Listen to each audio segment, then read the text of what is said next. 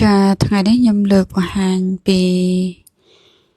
របៀបខម៉ាំដើម្បីឲ្យមានរសជាតិនឹងកាន់តែឆ្ងាញ់ហើយក្លិនវាឈ្ងុយមិនឆ្អាបចាហើយនេះត្រីពោសាច់ជ្រូកចិញ្ច្រាំនិងហាន់ហើយត្រប់ពន្យងហើយត្រប់ក្តោគោហើយមានម្ទេសខ្ទឹមសខ្ទឹមក្រហមស្លឹកគ្រៃស្លឹកក្រូចម៉ាំចិញ្ច្រាំហើយអំពិលទុំចាហើយយើងយកមករំលែងនៅលើខ្ទះឲ្យវាឈ្ងុយហើយយើងក៏ចាប់ផ្ដើមដាក់ស្ករត្នោតចាហើយយើងប្រើភ្លើងតិចបានហើយកុំឲ្យវាឆាប់ខ្លោចស្ករហ្នឹងហើយយើងរំងាស់ឲ្យស្ករត្នោតនឹងវាឈ្ងុយហើយក៏យើងចាប់ផ្ដើមដាក់ប៊ីចេងចាដាក់ប៊ីចេងហើយក៏ចាប់ផ្ដើមដាក់ម៉ាំដែលយើងបានចិញ្ច្រាំនោះចូលទៅខ្ទះហើយកូរច្របល់ឲ្យវាសព្វ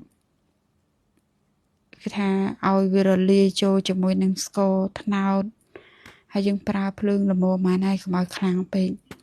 ពេលខ្លាំងពេកវាខ្លោចស្ករហ្នឹងវាធ្វើឲ្យក្លិនខម៉ាំយើងហ្នឹងអត់ឆ្ងាញ់ទេវាធំក្លិនខ្លោចអញ្ចឹងណា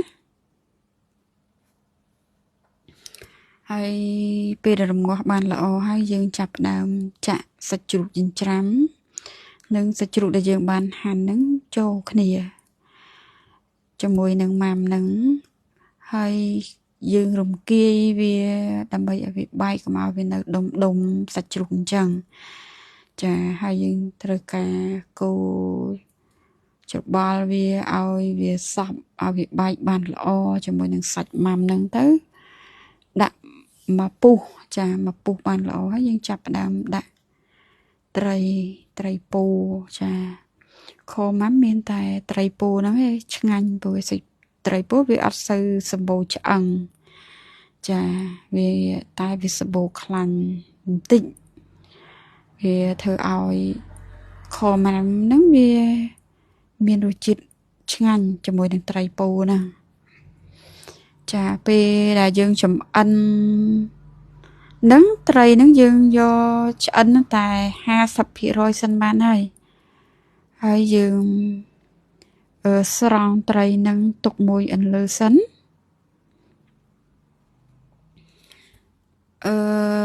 ហើយបានយើងចាប់ផ្ដើមយកបន្លែនឹង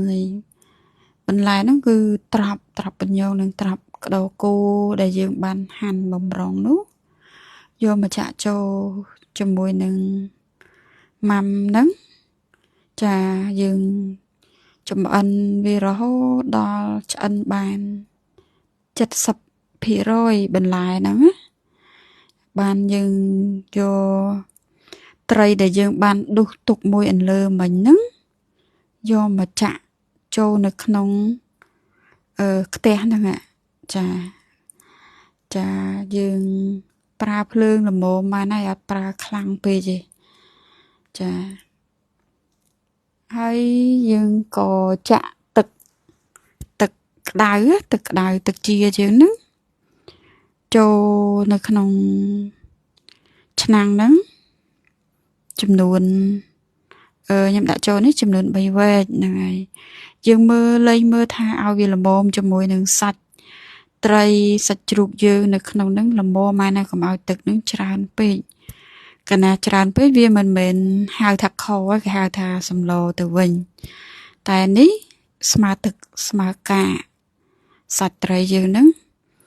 ពេលរងាស់មើលទៅផាប់ចឹងហើយឆ្អិនបាន90%ហើយអញ្ចឹងណា